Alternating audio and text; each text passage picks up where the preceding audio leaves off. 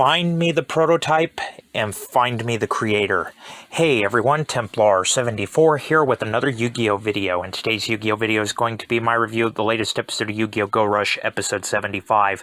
And I gotta be honest with you guys, like last week's episode, this week's episode was just another giant WTF.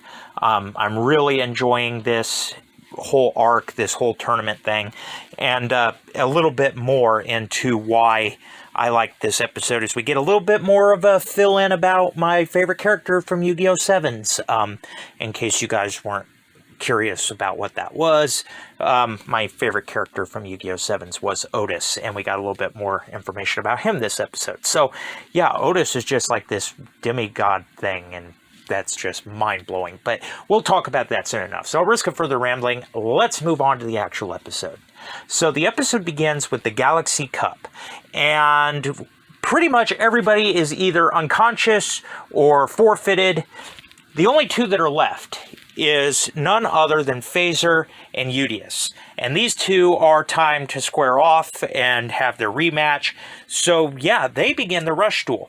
While this is going on, Yuhi and company, who have destroyed, or thought they destroyed the relic, rather, they end up unleashing Quadile,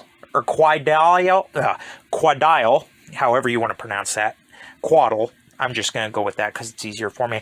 Quadile Velgear. And he is the prototype Velgear. And even Zuigio standing there, he's like, I have no idea who the hell you are. Because they all turn to Zuigio and it's like, if he's a Velgear like you surely must know who this is. And Zuigio has no clue. Well, that's easy enough to figure out why. He's the prototype, created by the creator of the Velgirian race. And, yeah, so that on its own is just a mind blower.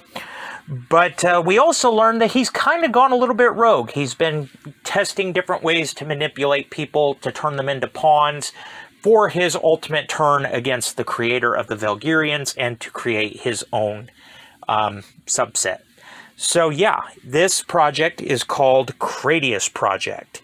And yeah, this is basically turning everybody into one of him, turning them into pawns of his game. So he ends up taking off before he's able to be confronted by Udius, or not Udius, Yuhi, Yumu, and company. So they all realize that, wait a minute here, he is the one that's been carding people, he's the one that manipulated Phaser, and now he's the one that's put the darkness cards into everybody's decks to control them and manipulate them. He's trying different ways. Well, we find out that he's decided on the way he's going to do it, which is alluded to later on in the episode. So everybody takes off after him, off towards the Galaxy Cup.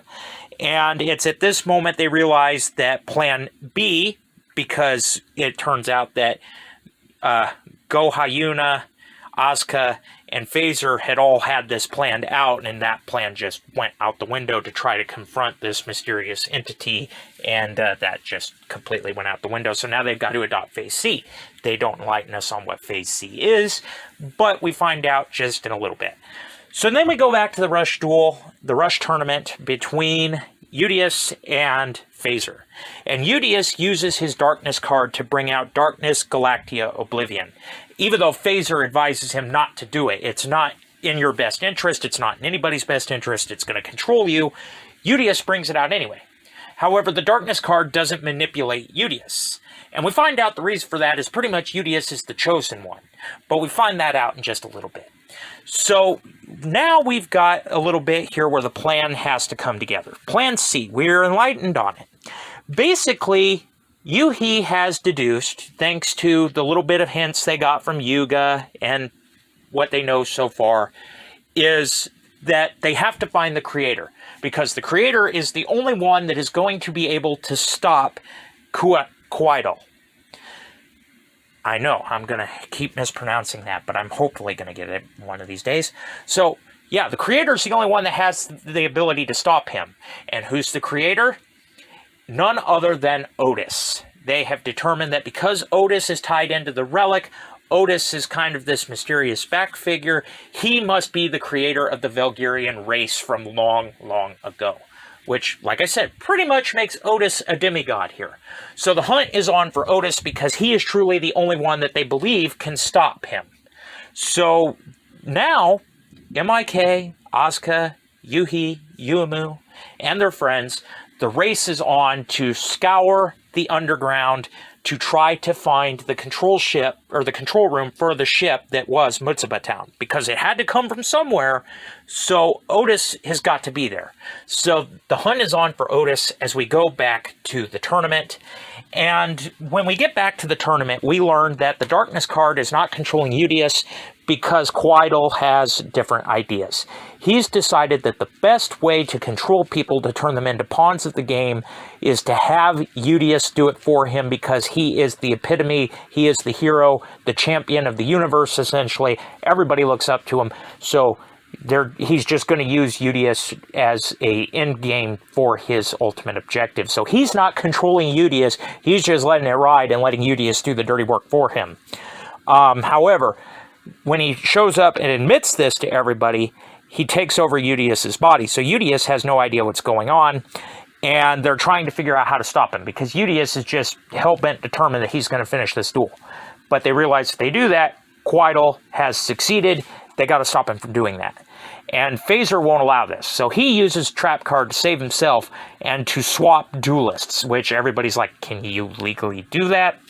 It's in a card effect, so I guess it flies. Why not? And the one that Phaser designates to replace him in this duel is none other than Zuigio, who just so happens to have reappeared behind everybody. So this leaves everybody stunned, even Udius. Now it is all up to Zuigio to stop Udius, to stop the plan, or at least to buy time for everybody to find Otis. And that's pretty much the episode. Like I said, this episode was just a big WTF. Did not see this all coming. But yeah, it's interesting to get a little bit more backstory for Otis. Like I said, he's my favorite character in Yu-Gi-Oh! 7's, and it may have taken a couple years, but we're learning more about him, which is always nice as well. Can't wait to see what role he has to play in all this as we continue on.